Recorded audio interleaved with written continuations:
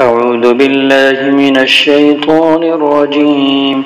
بسم الله الرحمن الرحيم. وإذ استسقى موسى لقومه فقلنا اضرب بعصاك الحجر فانفجرت منه 12 عينا قد علم كل أناس مشربهم كلوا واشربوا من رزق الله ولا تعثوا في الأرض مفسدين. وإذ قلتم يا موسى لن نصبر على طعام واحد فادع لنا ربك يخرج لنا مما تنبت الأرض من بقلها وقثائها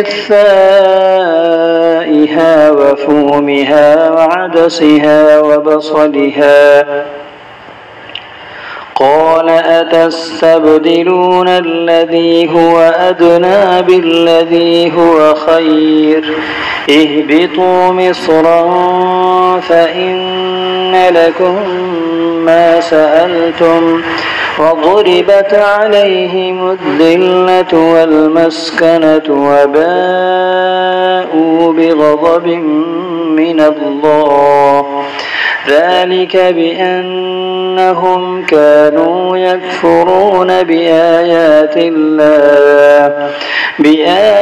الله ويقتلون النبيين بغير الحق ذلك بما عصوا وكانوا يعتدون. إن الذين آمنوا والذين هادوا والنصارى والصابئين من آمن بالله واليوم الآخر وعمل صالحا فلهم أجرهم عند ربهم ولا خوف عليهم ولا هم يحزنون. وإذ أخذنا ميثاقكم ورفعنا فوقكم الطور خذوا ما آتيناكم بقوة واذكروا ما فيه لعلكم تتقون. ثم توليتم من بعد ذلك فلولا فضل الله عليكم ورحمته لكنتم من الخاسرين. ولقد علمتم الذين اعتدوا منكم في السبت فقلنا لهم كونوا قردة خاسئين فجعلناها نكالا لما بين يديها وما خلفها وموعظة للمتقين.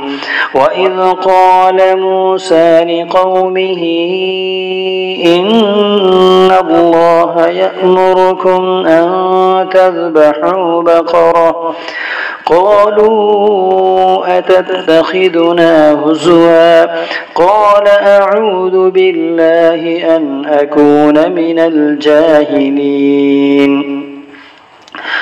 قالوا ادع لنا ربك يبين لنا ما هي قال إنه يقول إنها بقرة لا فارض ولا بكر عوان بين ذلك فافعلوا ما تؤمرون.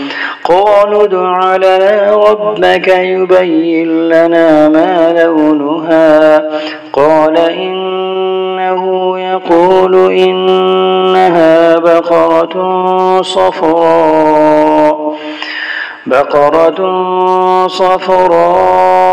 فاقع لونها تسر الناظرين.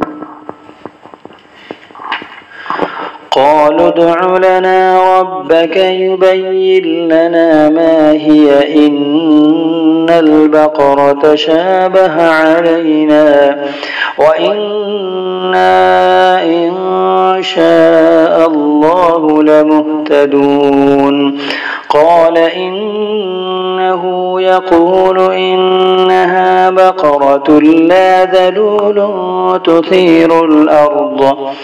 تثير الأرض ولا تسقي الحرث مسلمة لا شية فيها قالوا الآن جئت بالحق فذبحوها وما كادوا يفعلون.